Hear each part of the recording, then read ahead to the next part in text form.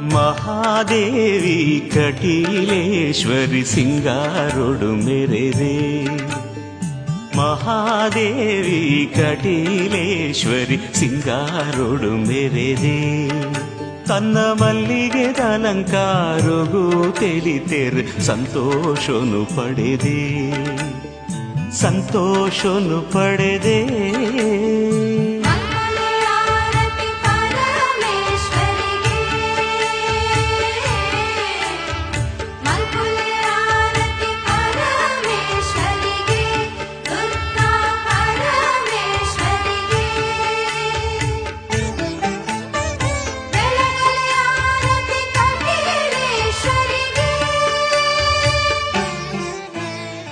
Mahadevi ಕಟೀಲೇಶ್ವರಿ ಸಿಂಗಾರೊಡು ಮೆರೆದೆ.